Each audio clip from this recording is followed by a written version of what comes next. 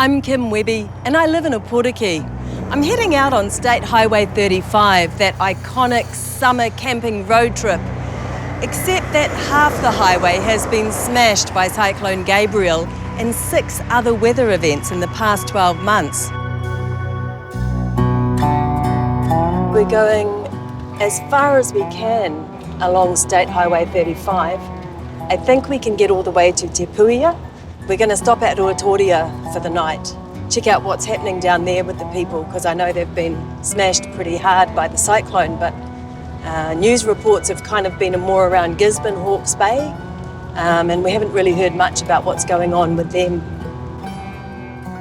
State Highway 35 is a lifeline. It is the main arterial route in and out of the coast, and currently we're locked off. Ruatoria's Rawhinia Parata is spokesperson for Waiapu Civil Defence, run by volunteers. She also represents Te Tairawhiti on the Gisborne City Council. Many of our medical appointments, they're in Gisborne. Local services, car services, tyres, you name it, it's in Gisborne.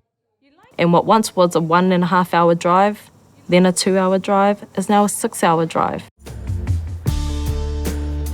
From Opotiki to the road closure near Tokomaru Bay is about 240 kilometres. From Gisborne to Tokomaru Bay is about 90 kilometres. And that broken, closed section cuts off most of the coast from Gisborne. Road worker Stanley Collier hasn't seen his wife in Gisborne for 3 weeks. A 1.5 hour trip home now takes 5 to 6 hours. We were here a week before Gabrielle for a previous slip, and we've been working from here all the way back towards Te Puia, clearing slips. But there's another fresh one that come down during Gabrielle, so we're back here again. Ruatoria is best known for horses, rugby and Ruatoria pies. So we've just arrived at Ruatoria. We've met up with Monty and Dave from Civil Defence, and we're going to go into whareponga with them while they deliver some much needed medications, gas and kai. Yeah, so I work for Ngāti Pro Holdco. I'm part of the tourism team, so Maunga Hikurangi Experiences. Yeah, so Works has allowed me to come and do this community mahi. I mean, we're looking after our people, after Ngāti Pro.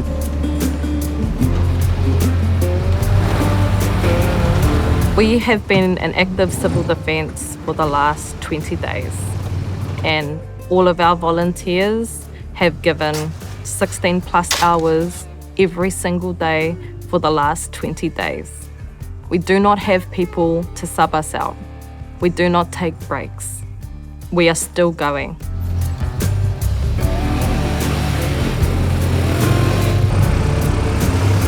I just volunteered my services to the Civil Defence when the flood first hit. Nothing else to do, can't go to work, so make ourselves useful. I'm a building contractor, so at the moment we're cut off from Gisborne and I can't get building supplies. I'm also a farmer, and yeah, it's pretty hard to get to move stock at the moment. What does that mean for you in terms of making a living and your own livelihood? I'll figure something out. Always do, pretty resilient around here. I really caution Te Tairawhiti in using that word resilience, mostly because I think it negates central government, local government. It negates the responsibility to invest and to partner with us. And we've proven that time and time again that we'll survive. We're tired now though. How many more of these events can we live through? Today, Tātai Ngarimu receives gas bottles and food. Run out of veggies, so we don't worry about it. We just use our things, our kumara leaves. It'll be a while before we get out of here. 6 weeks, 2 months.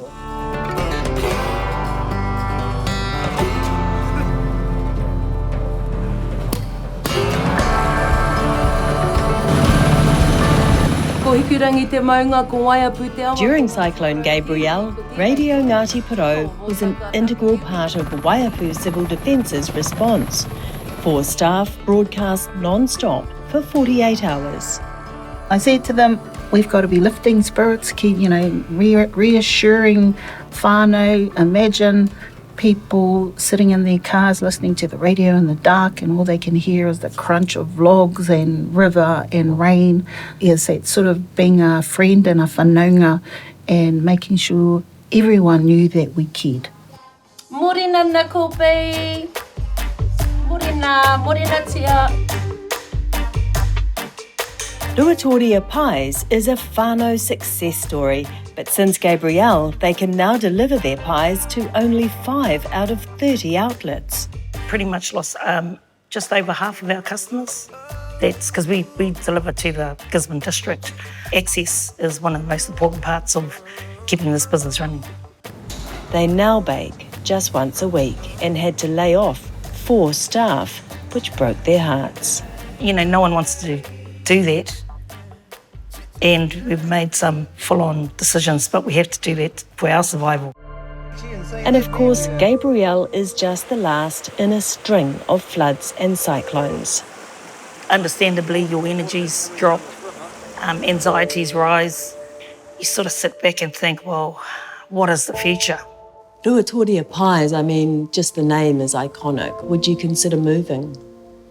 I couldn't. I couldn't do that, eh? Because that's actually the beauty of what the pie is. It's made by Ruatorians, so.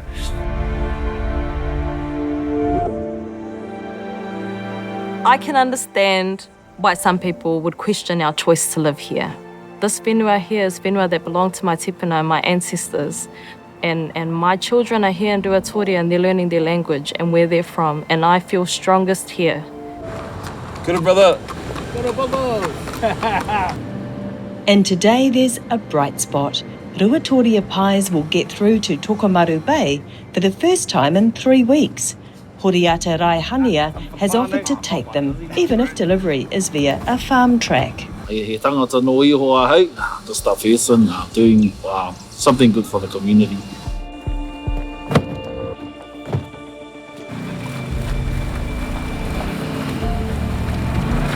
Collins Gutters Farm Track is now the lifeline between Ruatoria and Tokomaru Bay, delivering more than just pies. The nurses are the main ones. That's at 8 in the morning, and they got 2 shifts, 8 in the morning and 4 in the evening. And then we're just fearing essential workers. I venture about 1 kilometre further down State Highway 35 to where the road pretty much just ends. No, that's the end of the road for me, whanau. DOP Jake Mokomoko and soundman Norman Mann have been with me every step of the road. What we uncovered was something that we weren't realised we were going to witness, which was the strength of a people. What I love about this area is the people and the manaakitanga. It's about the heart of the people, and it beats strong here. But big hearts alone don't mend roads and lives. The people have pulled together powerfully, but they have years of challenges ahead of them. I really hope they're not forgotten or overlooked on the long road to recovery.